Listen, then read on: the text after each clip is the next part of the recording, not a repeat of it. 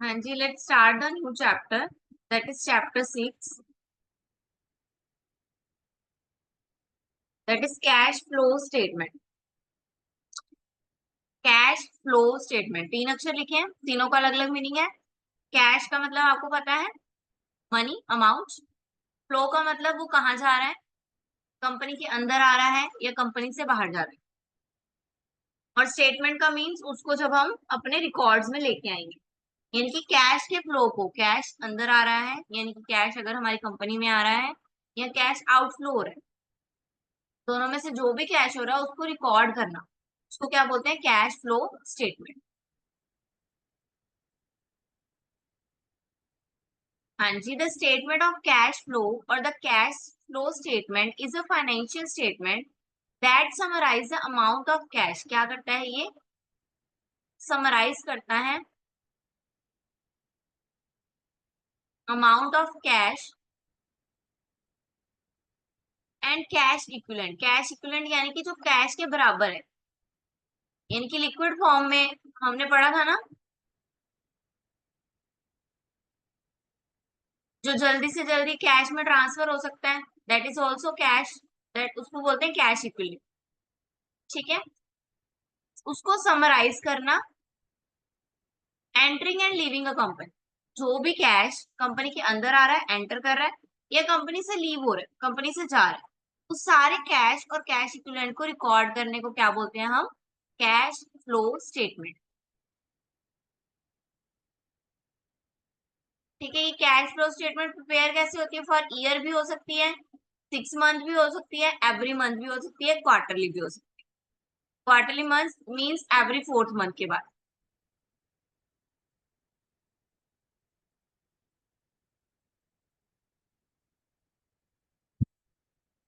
और ये जो कैश फ्लो स्टेटमेंट है ये मैंडेटरी है पब्लिश करना, किनके लिए, इंडियन कंपनीज के लिए। ठीक है, ऑल लिस्टेड इंडियन कंपनीज के लिए फाइनेंशियल स्टेटमेंट और कैश फ्लो स्टेटमेंट को पब्लिश करना क्या है, मैंडेटरी है। अब इसके फीचर्स क्या है, यानी कि इसमें क्या क्या होता है, ये हम मंथली और ईयरली दोनों प्रिपेयर कर सकते हैं। ठीक है, टू बैलेंस शीट के बीच में डिफरेंस बताती है कैश का हमें, रिलेशनशिप बताती है हमें किसके किसके बीच में, नेट प्रॉफिट और चेंज इन कैश पोजीशंस। इसमें हमें पोस्ट को मैच करने की जरूरत नहीं पड़ती रेवेन्यू के साथ, जितना जा रहा है उतना लिखो, जितना आ रहा है कैश उतना लिखो, मैच नहीं करना होता हमें इसमें। ठीक है,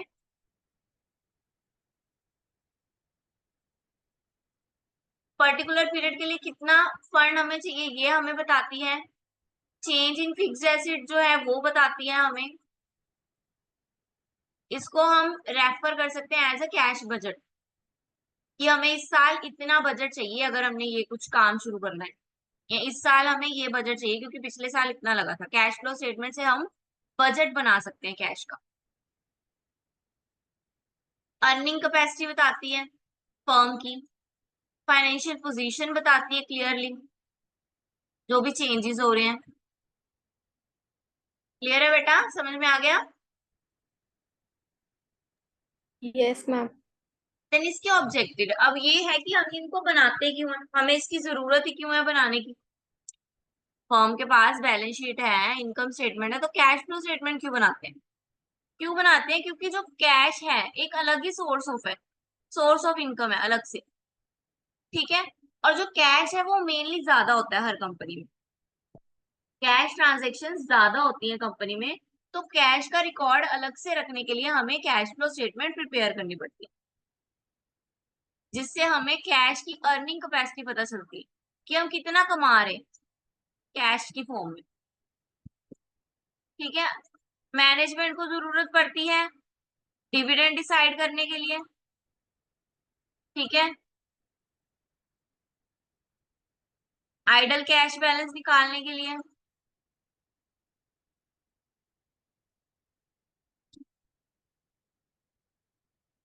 सेल फाइंड आउट करने के लिए, कैश की प्लानिंग करने के लिए नेक्स्ट ईयर के लिए, कंट्रोल करने के लिए उसको। ऑब्लिगेशंस को मीट करने के लिए जो लोन देना है, टैक्स देना है, वो सब कहाँ से देना है? कैश में से ही देना है। तो अगर हमें कैश ही नहीं पता होगा तो हम पे कैसे करेंगे वो सब? अपना रेगुलर रिटर्न चेक करने के लिए कि कितना हमें रेगुलर रिटर्न आ रहा है, हमारी कंपनी ग्रोथ में है भी या नहीं है। नेट इनकम, कैश रिसिप्ट, ये सब पता करने के लिए। और कैपिटल बजटिंग डिसीजंस लेने के लिए, यानी कि कैपिटल के रिलेटेड, इन्वेस्टमेंट के रिलेटेड डिसीजंस लेने के लिए। देन इसमें हमने दो चीजें पढ़ी, कैश एंड कैश इक्विवेलेंट। क्या होता है कैश? क्या होता है? जो कैश हाथ में होता है हमारे, कैश इन हैंड में, यानी कि इन फॉर्म ऑफ मनी, या फिर जो बैंक में डिपॉजिट होता है, जो हमारे पैसे, जैसे कि हमारे अकाउंट में जितने भी पैसे अभी हमारे डिपॉजिट है, दैट इज अवर कैश। ठीक है। और कैश इक्विवेलेंट क्या होता है? जो शॉर्ट टर्म और लिक्विडेट होता है, जो कि इजीली कैश में कन्वर्ट हो जाता है और उसका कोई रिस्क नहीं होता। जितना कैश हमने दिया है उसी में उतना ही वापस आएगा। फॉर एग्जाम्पल गोल्ड कॉइन, जितना का लिया है उतने ही गोल्ड कॉइन की अमाउंट वापस आएगी, उसमें कुछ मेकिंग चार्जेस नहीं होते। ठीक है, इजीली और शॉर्ट टर्म में कन्वर्टेबल होता है, हाईली लिक्विडेट होता है। और कैश फ्लो हमने पढ़ा, यानी कि inflow and outflow of cash, company से जो बाहर जा रहा है और कंपनी के जो अंदर आ रहा है, that is inflow and outflow of cash. अब कैश फ्लो स्टेटमेंट में हम तीन कंपोनेंट्स पे ध्यान देते हैं। First is operating activity, second is investing activity, third is financial activity. ये आपने प्लस टू में भी पढ़ा होगा मेरे हिसाब से, क्या था? प्लस टू में भी चैप्टर था इसका।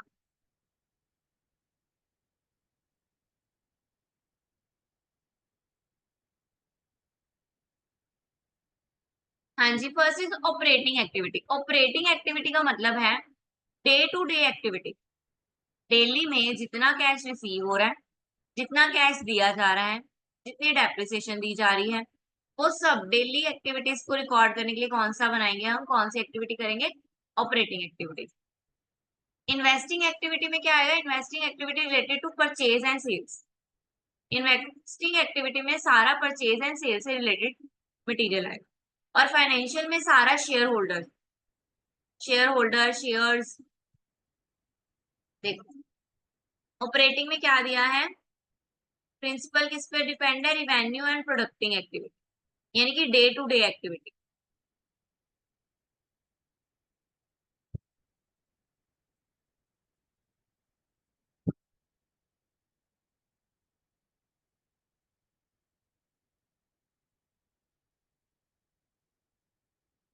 जैसे कि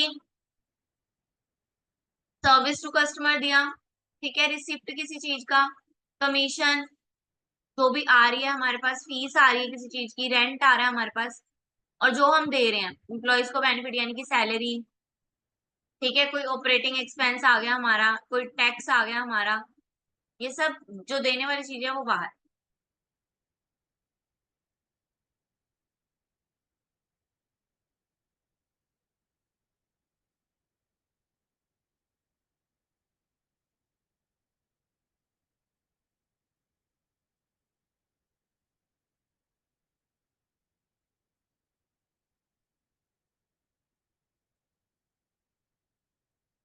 जो कैश फ्लो स्टेटमेंट है, जो ऑपरेटिंग एक्टिविटी है, दो तरह से जाएगा। एक डायरेक्ट भी सिस्टम है इसका और इनडायरेक्ट भी। इन्वेस्टमेंट और फाइनेंशियल का नहीं है। इन्वेस्टमेंट और फाइनेंशियल एक ही सिस्टम है, लेकिन जो ऑपरेटिंग है वो दो तरह से है। कैसे भी? डायरेक्ट भी है और इनडायरेक्ट भी है।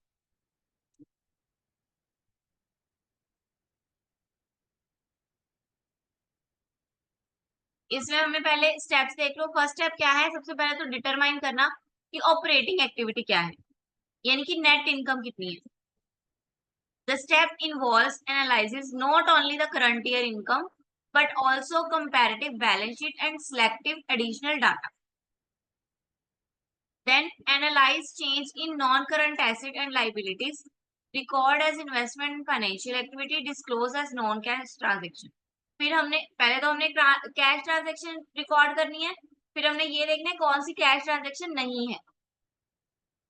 देन जो भी कैश में चेंज आ रहा है, cash flow with the change in the cash account recorded in the balance sheet, make sure the account agree.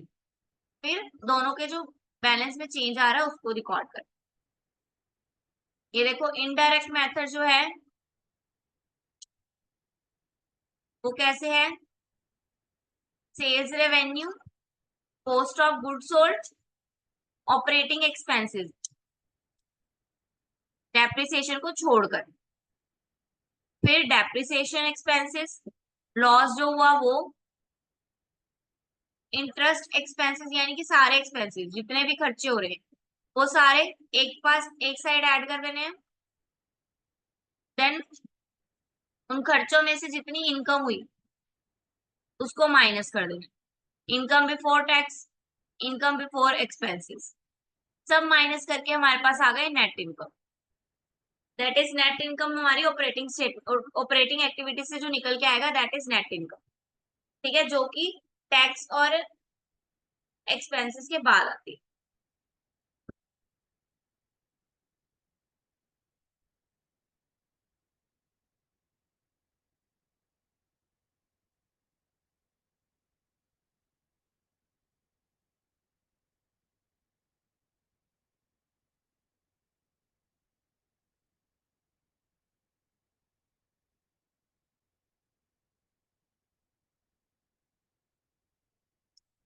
Cash flow में इन्वेस्टिंग एक्टिविटीज में क्या लिखना है हमने, इन्वेस्टिंग एक्टिविटीज में सिर्फ सेल्स से रिलेटेड और परचेज से रिलेटेड आइटम्स आएंगे और इंटरेस्ट और डिविडेंड आएगा जो भी रिसीव होएगा सिर्फ। ठीक है, इंटरेस्ट डिविडेंड रिसीव इधर आएगा,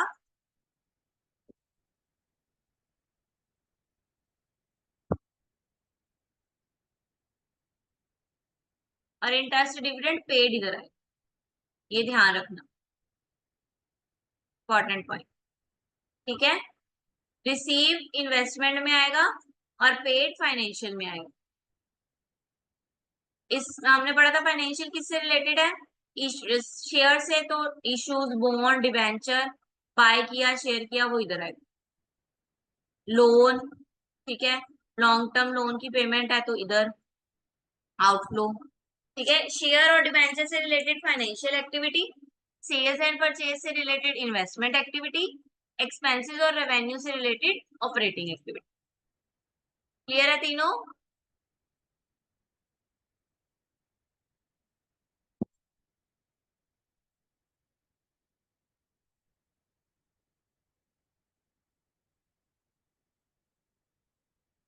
अब ये कैश फ्लो स्टेटमेंट बनाना सिखा रहे हैं। सबसे पहले हम इनडायरेक्ट मेथड से बना रहे हैं।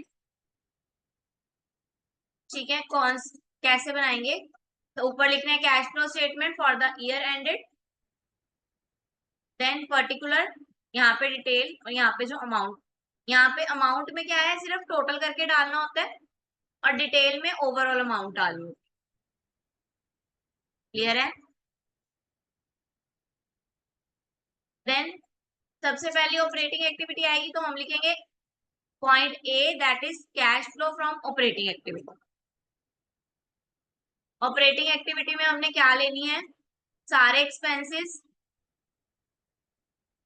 तो सबसे पहले तो हमें नेट प्रॉफिट दिया होगा या सेल्स दी होगी, नेट प्रॉफिट या सेल रेवेन्यू। ठीक है, उन दोनों में से जो भी दिया होगा उसकी अमाउंट लिख देंगे। उसके बाद एडजस्टमेंट्स करेंगे, यानी कि जो जो अमाउंट अब ऐड हो रही है और जो जो अमाउंट लेस हो रही है। एडजस्टमेंट किसकी किसकी आएगी, जो जो तो पहले लिखेंगे सारे एक्सपेंसेस जो जो हमें पे करने पड़ रहे, डेप्रिसिएशन, लॉस अगर गेन हुआ लॉस हुआ वो लिखेंगे, फॉरेन एक्सचेंज, मिसलेनियस एक्सपेंसेस, कोई भी expenses, extra expenses, investment, investment income, interest, dividend, ये सब रिटर्न ऑफ। ठीक है, देन प्रॉफिट आएगा,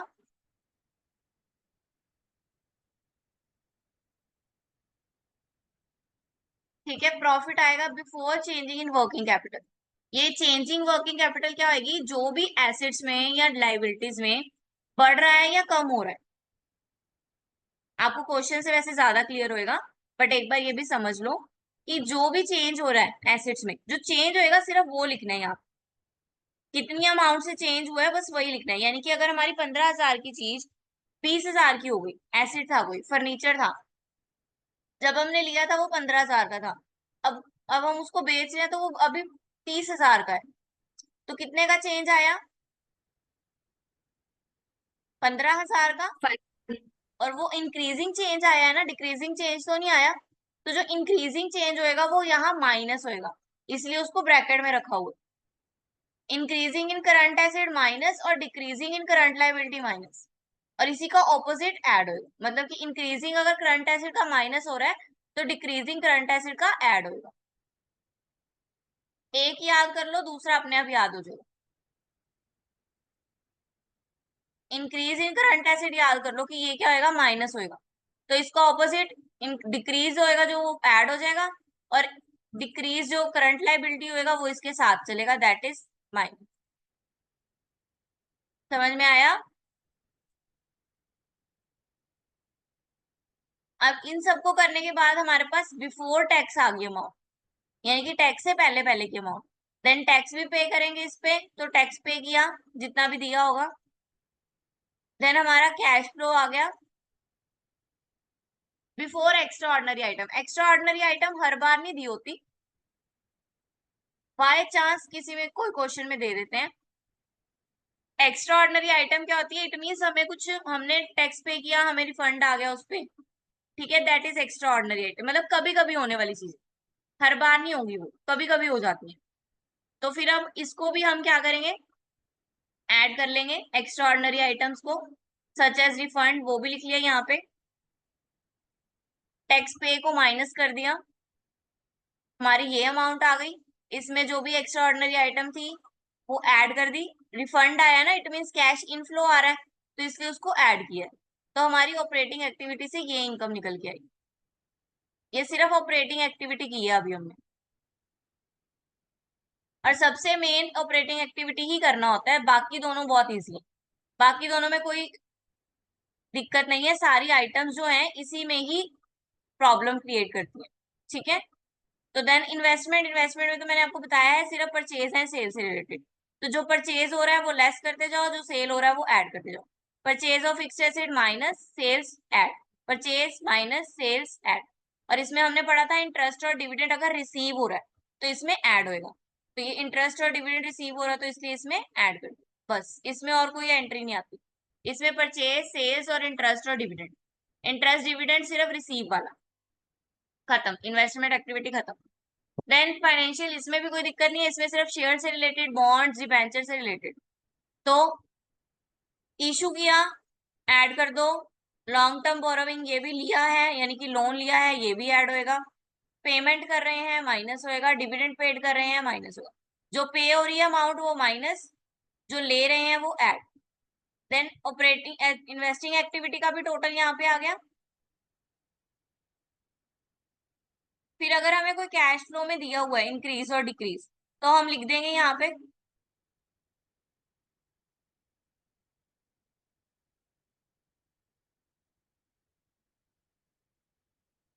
then opening balance and closing balance.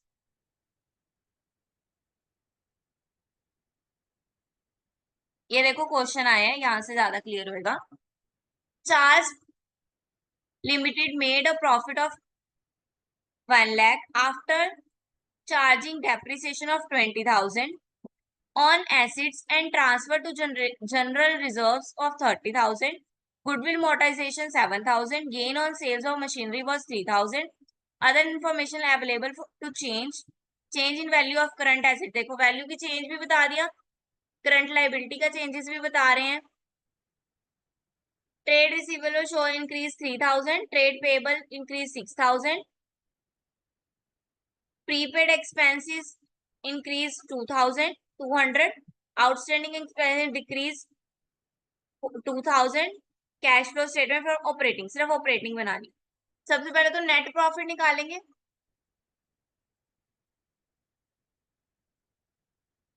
21 lakh में से जो जो हमें नहीं, नेट प्रॉफिट यानी कि before depreciation before acid transfer, before journal transfer, सब निकालने के बाद। तो पहले तो 1 लाख में से 20,000 निकाल दो, फिर 30,000 निकाल दो, 50,000 निकल गया।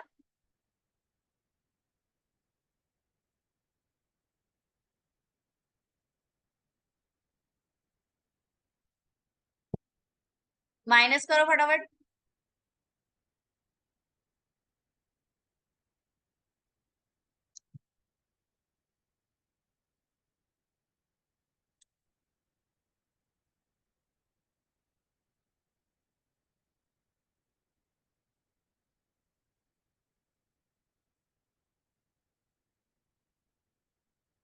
नेट प्रॉफिट लेना ना हमने, तो हम इसमें सिर्फ क्या ध्यान में रखेंगे, प्रॉफिट तो जो हमें दिया हुआ है वो, और इसके साथ डेप्रिसिएशन हमने नहीं लेनी है क्योंकि बिफोर होता है ये, ठीक है। गुडविल भी नहीं लेंगे, ये भी बिफोर होता है, तो हम सिर्फ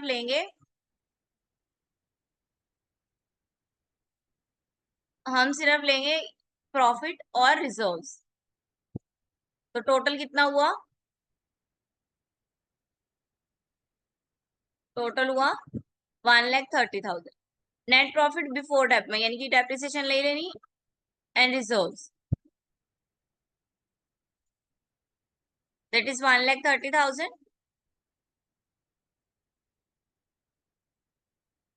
क्लियर है।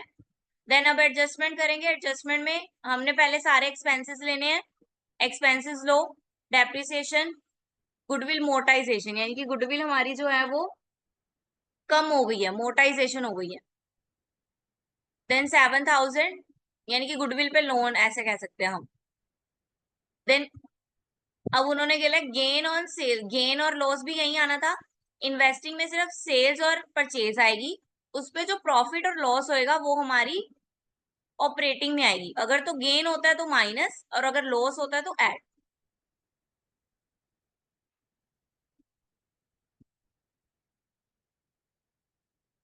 ठीक है, तो गेन हो रहा है तो इसलिए माइनस करेंगे। देन अब वर्किंग कैपिटल की हमने देखनी है, यहाँ पे बोला है ना changing in values of current asset, यानी कि वर्किंग कैपिटल्स आ गई। तो वर्किंग कैपिटल के चेंजेस देखेंगे। क्या हो रहा है, ट्रेड रिसीवेबल, यानी कि जिनसे पैसा लेना है, यानी कि एसेट्स, एसेट्स हमारे इंक्रीज हो रहे हैं। तो इंक्रीज इन एसेट्स हम क्या करते हैं, माइनस करते हैं। तो दैट इज 3,000 क्या किया हमने, माइनस कर दिया। फिर ट्रेड पेबल, यानी कि जिनको हमने पे करना है, यानी कि हमारे डेटर्स और हमारे लाइबिलिटी। तो लाइबिलिटी इंक्रीज हो रही है तो ऐड होगी, ऑपोजिट चलता है ना। तो लाइबिलिटी इंक्रीज हो रही है तो ऐड हो जाएगी, तो 6,000 ऐड कर देंगे। देन प्रीपेड एक्सपेंसेस, प्रीपेड यानी कि पहले से ही पे हैं, ये भी इंक्रीज इन एसेट्स, तो ये भी क्या होगी, माइनस होगी। Then outstanding expenses, decrease in liability, that is minus 2,000। तो हमारी ऑपरेटिंग एक्टिविटी से नेट कैश निकल के आ गया। अब देन आपको इन्वेस्टमेंट में बोला हुआ है, तो इन्वेस्टमेंट में जो जो परचेज हो रहा है ये तो बहुत आसान होएगा। चलो बताओ फटाफट, परचेज ऑफ मशीनरी ऐड और माइनस। परचेज क्या करना है,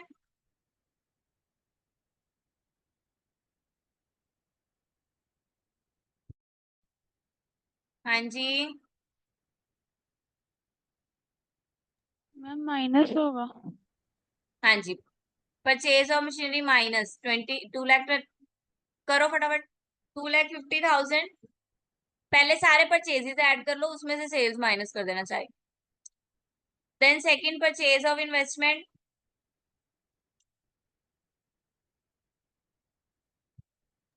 ये भी माइनस। हाँ जी, purchase of goodwill minus, sales of patent add, sales of machinery add, investment dividend receive add, sales of investment add. Last में रेंट रिसीव दिया हुआ है, कमर्शियल पर्पस के लिए है, इट मीन्स ये इन्वेस्टमेंट एक्टिविटी है, यानी कि इंटरेस्ट आ रहा है रेंट पे, दैट इज 20,000, ये भी ऐड हुए। कर दो फटाफट प्लस माइनस।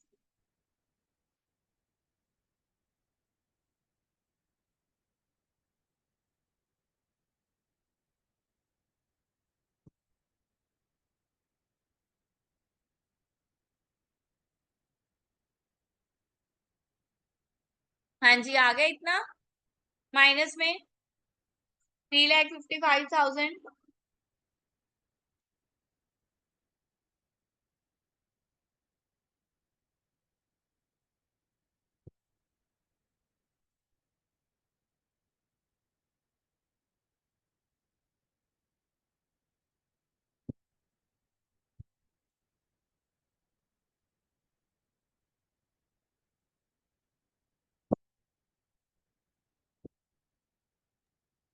Yes, ma'am.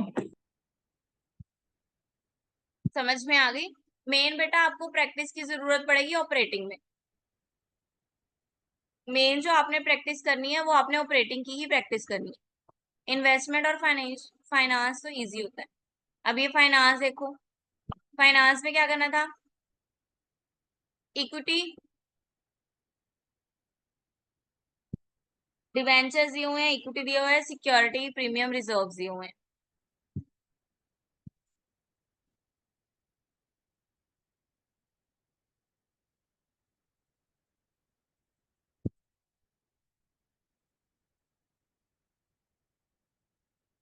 नीचे इंटरेस्ट पेड दिया हुआ है, इंटरेस्ट पेड लिखेंगे यहाँ पे माइनस में। डिवेंचर्स देखो, 19 में 1,50,000 के थे, 20 में 1 लाख के हो गए, यानी कि कम हो रहे हैं। कम हो रहे हैं तो माइनस कर दो 50,000। सिक्योरिटी प्रीमियम 50 की थी,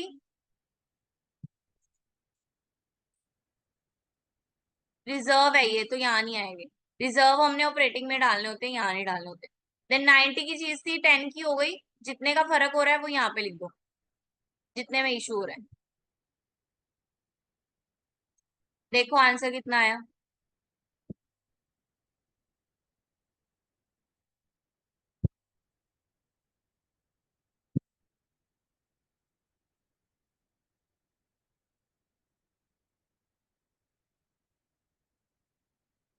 ये लो, सिक्योरिटी नहीं डालनी, इक्विटी डालना है। सिक्योरिटी को इक्विटी में ही ऐड करके डालना है। अलग से डालना चाहो तो अलग से भी लिख सकते हैं, ऐसी कोई बड़ी बात नहीं। सिक्योरिटी इश्यूज पे ही होती है ना, इसलिए हमने अलग नहीं डाला। अदरवाइज आप अलग भी डाल सकते हो। यानी कि इक्विटी शेयर कैपिटल लिख दो, कितने का है, 10 का डिफरेंस आ गया। ये बढ़ रहा है तो ऐड। देन सिक्योरिटी प्रीमियम, ये भी 10 का डिफरेंस आया, ये भी ऐड। डिबेंचर 50 का कम हो रहा है तो माइनस। इंटरेस्ट पेड, पेड हो रहा है 80,000, दैट इज माइनस। कर दो, आ गया आपका आंसर।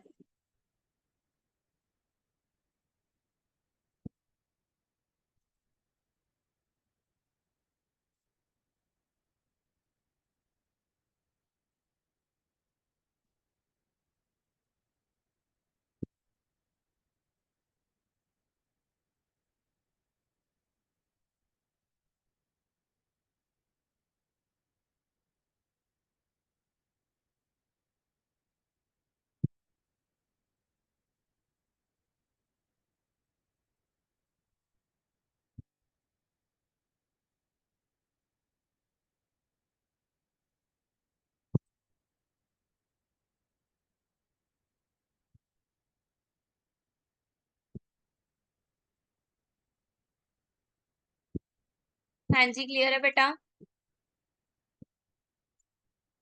हुआ आंसर आया।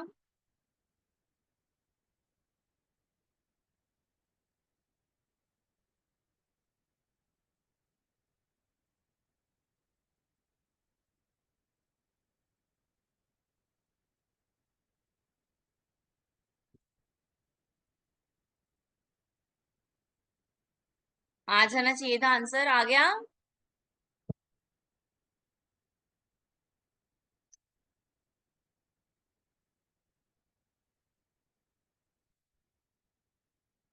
हाँ जी, शेयर्स लिखने थे पहले, कितने का था शेयर,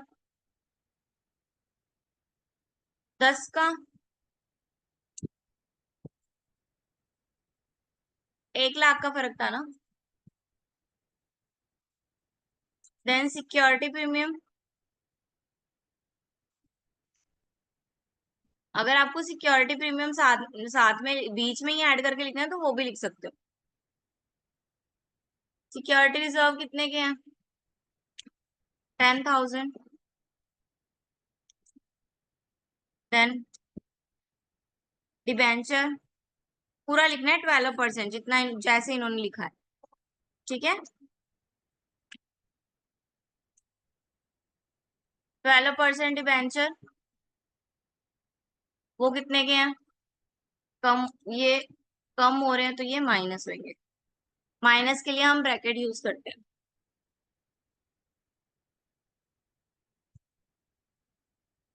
ठीक है। नेक्स्ट हमें डिविडेंड दिया हुआ है, एक इंटरेस्ट पेड दिया हुआ है,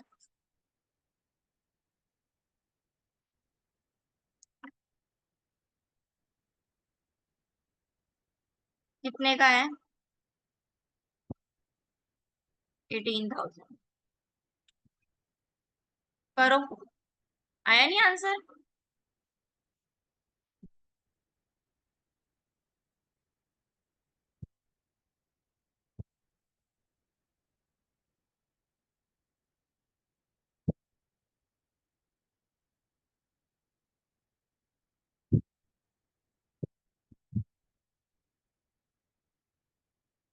आ तो गया, क्लियर है।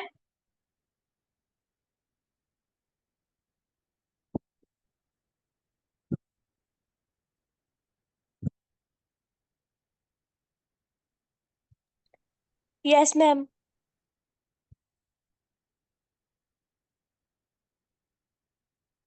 ये आप 11,000 को देख रहे हो ना, 1,10,000 देख रहे हो ना, इसमें इन्होंने सिक्योरिटी प्रीमियम ऐड करके लिखा हुआ है, दैट वाज ये यहाँ पे 1,10,000 आ रहा है। अदरवाइज आप अलग Yes, अलग भी ma'am. I लिख सकते have confusion too. हो, आप अलग अलग भी लिख सकते हो।